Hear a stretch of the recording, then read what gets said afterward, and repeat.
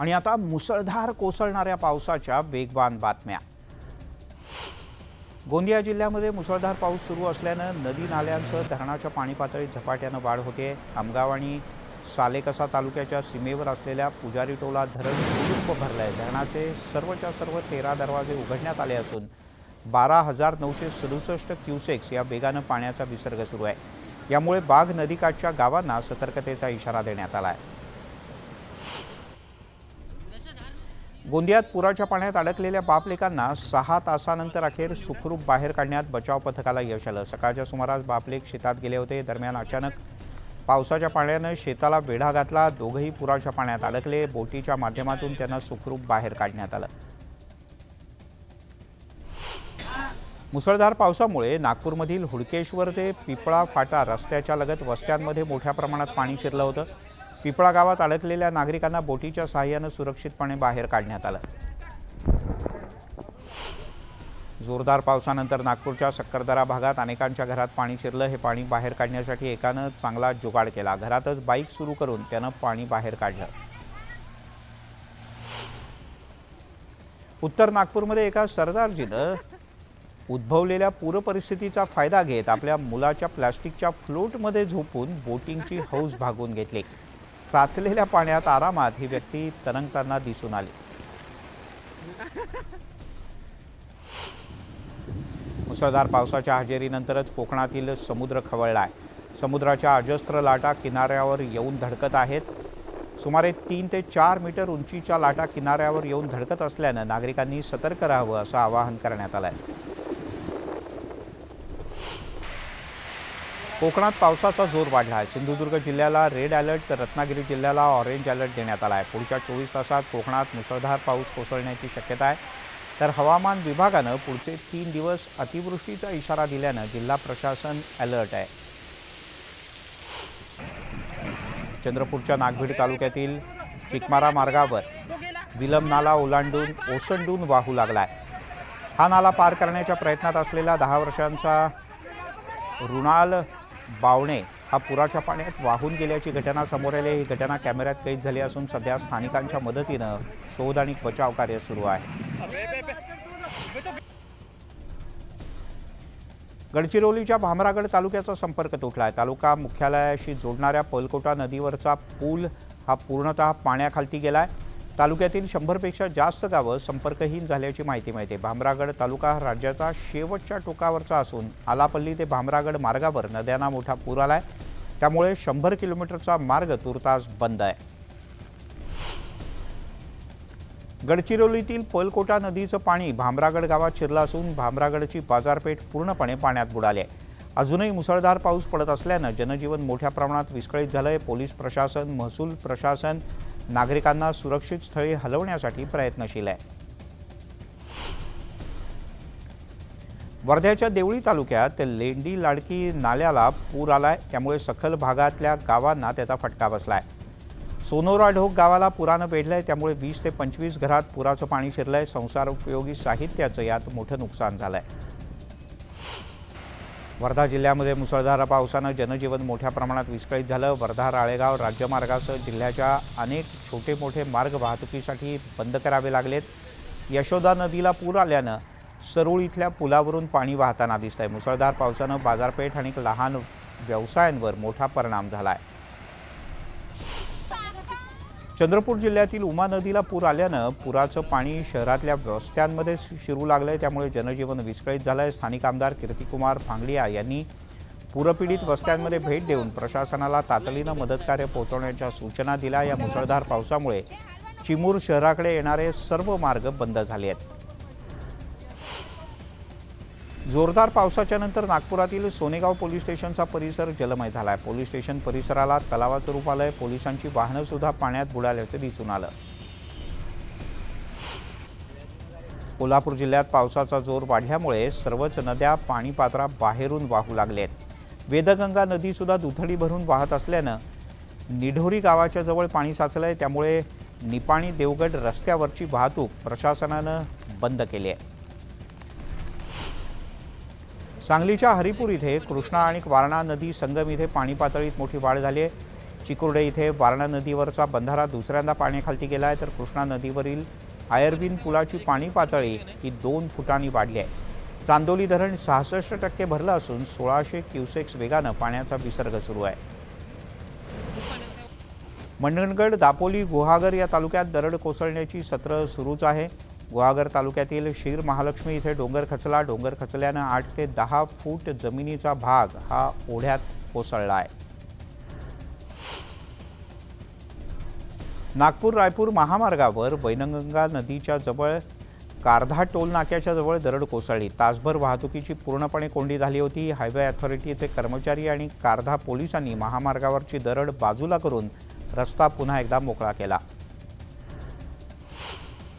ठाण्याच्या मिडबंदर कोपरी विसर्जन घाट इथे एक तरुण बुडाल्याची घटना घडली। पोहायला गेलेला असताना पाण्याचा अंदाज न आल्यानं चेतन प्रजापती हा 35 वर्षांचा तरुण बुडाल्याचं कळतं। अग्निशमन दलाच्या जवानांकडून या तरुणाचा शोध सुरू आहे। कल्याण शीळ फाट्याच्या जवळ पावसामुळे कमरेभर पाणी साचलं होतं। अनेक इमारती, दुकानं, गाळे आणि बांधकामं या भागात सुरू आहेत, त्यामुळे डोंगरावरून येणारं पाणी अडून राहतं। शिळपाटा रस्त्यावर मोठ्या प्रमाणात पाणी साचलं। गेल्या वर्षी सुद्धा अशाच प्रकारे कंबरभर पाणी इथे साचलं होतं। पालघर जिल्ह्यामध्ये मुसळधार पावसामुळे धरणांच्या पाणी पातळीत मोठी वाढ झाली आहे। सूर्या प्रकल्पातील धामणी धरण 50% भरलंय, तर कवडचा धरण ओव्हरफ्लो झालंय। धरणातील पाणी साठ्यात झपाट्यानं वाढ होत असल्यानं पालघरकरांना मोठा दिलासा मिळणार आहे। उरणमधील रामसई धरण क्षेत्रात मागच्या 4 दिवसांपासून जबरदस्त पाऊस कोसळतोय। धरण ओसंडून वाहू लागलंय, त्यामुळे उरणकरांचं पाण्याचं संकट दूर झालंय, तर धरण ओव्हरफ्लो झाल्यानं पर्यटकांची गर्दी वाढली आहे। रायगडच्या रोहा इथे गेले 2 दिवस सातत्यानं मुसळधार पाऊस पडतोय। सतत पडणाऱ्या पावसामुळे कुंडलिका नदी दुथडी भरून वाहते, यामुळे जुन्या पुलावरून वाहतूक बंद करण्यात आली आहे।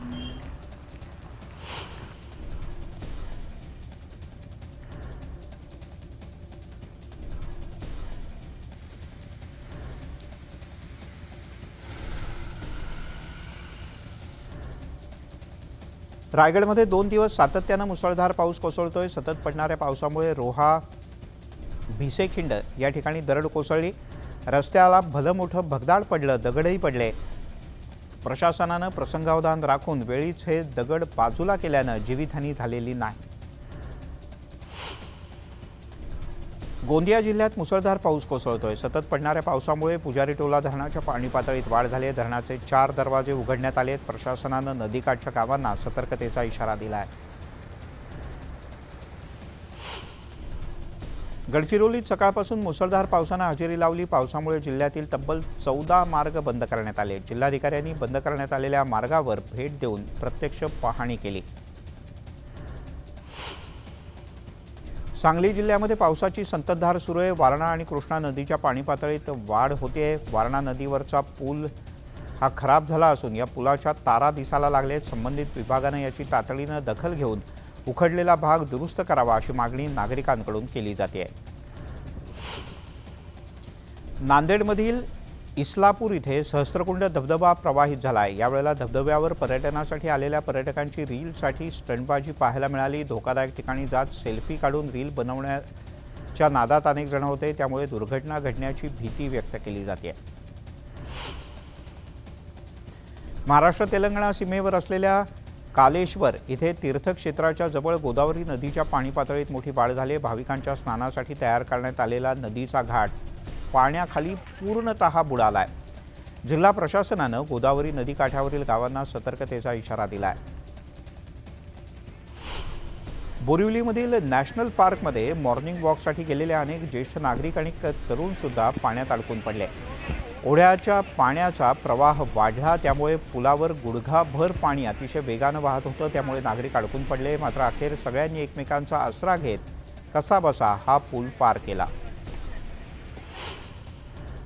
नागपूरमध्ये झालेल्या मुसळधार पावसामुळे पिंपळा गावाचा संपर्क तुटला। अनेक कुटुंब या पूरस्थितीत अडकलेत। काही घरामध्ये लहान मुलं अडकल्यानं परिसरातील नागरिक त्यांना खांद्यावर घेऊन घराबाहेर सुरक्षित ठिकाणी जाताना दिसत आहेत। नागपूरच्या कळमना परिसरातील नाला ओसंडून वाहू लागलाय, त्यामुळे पोलिसांनी पुलावर बॅरिकेड्स लावून इथली वाहतूक बंद केली। या ठिकाणी हुल्लडबाजी करणाऱ्यांवर नजर ठेवण्याकरता पोलीस बंदोबस्त सुद्धा तैनात करण्यात आला आहे। रत्नागिरीत दाभोळ उसगाव रोडवर दरड कोसळली। दरड कोसळल्याने हा मार्ग वाहतुकीसाठी तातडीने बंद करण्यात आला। यावेळेला दरड बाजूला करण्यासाठी जवळच्या कंपनीकडे जेसीबीची मागणी करून ग्रामस्थांच्या मदतीने दरड हटवण्याचं काम सध्या सुरू आहे। गडचिरोली जिल्ह्यात गेल्या 24 तासांपासून मुसळधार पाऊस सुरू आहे। सततच्या पावसामुळे जिल्ह्यातल्या अनेक ठिकाणचे मार्ग खचले तर काही रस्ते वाहून गेले। गडचिरोलीत एकूण 8 मार्ग सध्या वाहतुकीसाठी बंद आहेत। मुसळधार पावसामुळे अनेक गावांचा संपर्क हा जिल्हा मुख्यालयाशी तुटला आहे। तर ज्या ठिकाणी रस्त्यावर पाणी वाहत आहे तिथे रस्ता ओलांडून जाण्याचा प्रयत्न करू नका असं आवाहन प्रशासनाने केलं आहे। पालघरमध्ये पावसाने दमदार हजेरी लावली। पालघर, बोईसर आणि डहाणू परिसरात जोरदार पाऊस सुरू असून जिल्ह्यातल्या नदी नाल्यांना पूर आलाय। परिसरातल्या अनेक भागात मोठ्या प्रमाणात पाणी साचल्याचं दिसून येत आहे। वर्ध्यामध्ये मुसळधार पावसाने हजेरी लावली। जोरदार पावसानंतर पोथरा प्रकल्प ओव्हरफ्लो झाल्याने नांद आणि लालनाला या ठिकाणी प्रकल्पाचे दरवाजे उघडण्यात आले। यामुळे अनेक गावात पाणी शिरण्याची शक्यता असून नदीकाठच्या गावांना सतर्कतेचा इशारा देण्यात आला आहे। अतिवृष्टीग्रस्त क्षेत्रात येणाऱ्या 5 तालुक्यातील शाळांना सुट्टी देण्यात आली आहे। चंद्रपूर जिल्ह्यामध्ये पावसाची संततधार सुरू आहे, त्यामुळे जिल्ह्यातील नागभीड, ब्रह्मपुरी, सिंदेवाही या भागात पावसाचा जोर जास्त आहे। इरई धरणात मोठ्या प्रमाणात पाण्याची आवक झाली आहे, त्यामुळे धरणाच्या खालच्या भागातील गावं आणि नागरिकांना महानिर्मितीने सतर्कतेचा इशारा दिला आहे। नागपूरच्या श्रीहरीनगरमधील सखल भागात नागरिकांच्या घरात पाणी शिरलं। मनपाच्या ढिसाळ नियोजनाचा नागरिकांना फटका बसलाय। गोंदियात मुसळधार पावसामुळे केशोरी चिंचोली मार्गावरची पर्यायी रस्ते वाहतूक पाण्याखाली आहे। अपूर्ण पुलाच्या कामामुळे शेतकऱ्यांसह विद्यार्थ्यांनाही जीव मुठीत घेऊन प्रवास करावा लागतोय। यामुळे पुलाचं काम लवकरात लवकर पूर्ण करण्यात यावं अशी मागणी जोर धरते आहे।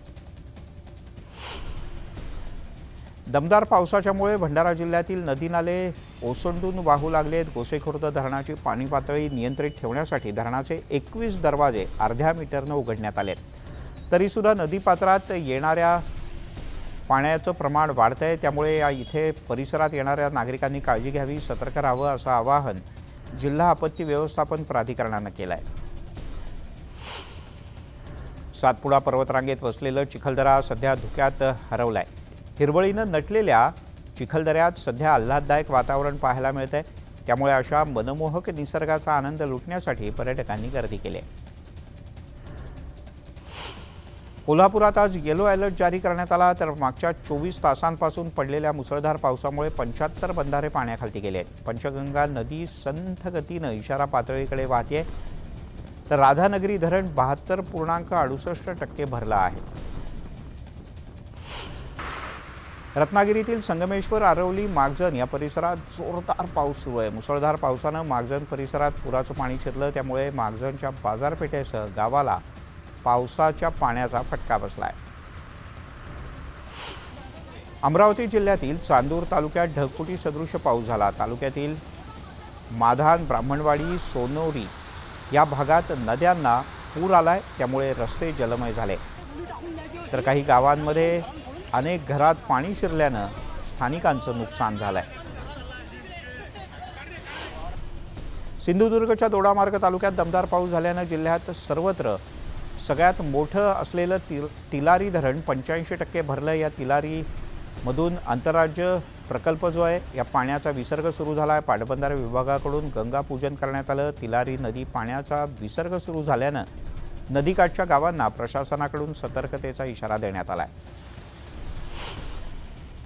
भिवंडी शहरात सकाळपासून मुसळधार पावसाने अनेक सखल भागात पुन्हा एकदा पाणी साचायला सुरुवात झाली। शहरातील भाजी मार्केट, तीनबत्ती परिसरात गुडघाभर पाणी साचलं। यामुळे पालिकेने केलेले नाले सफाईचे दावे फोल ठरल्याचं दिसून येत आहे। भुसावळ तालुक्यात गेल्या 4 ते 5 दिवसांपासून झालेल्या दमदार पावसामुळे शेतकऱ्यांनी मशागतीच्या कामाला सुरुवात केली।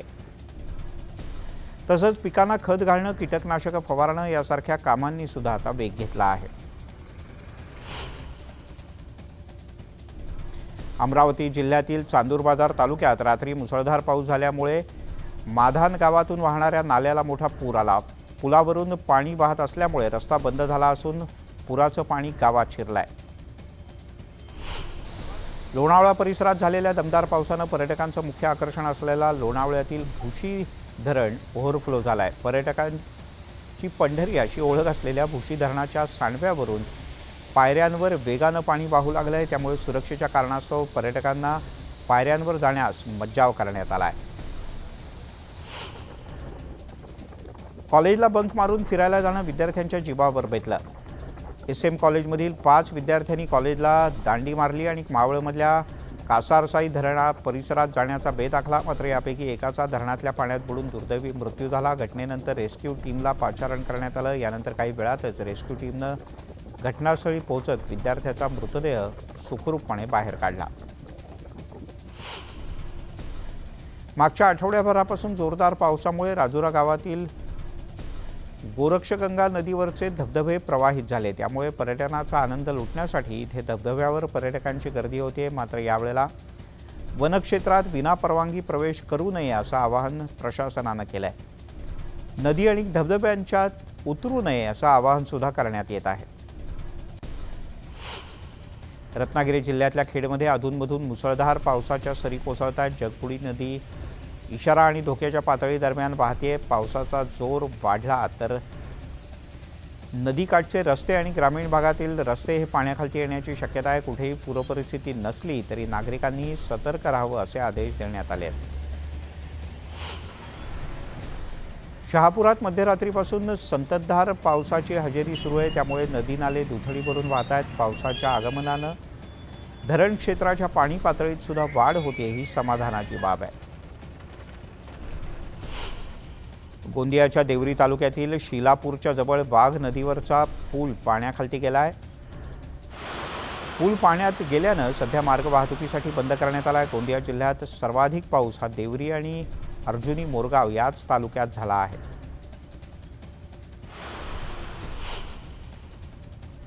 यासोबतच या बुलेटिनमध्ये इथेच थांबूया। ताज्या बातम्यांचा ओघ न्यूज 18 लोकमतवर सुरूच राहील।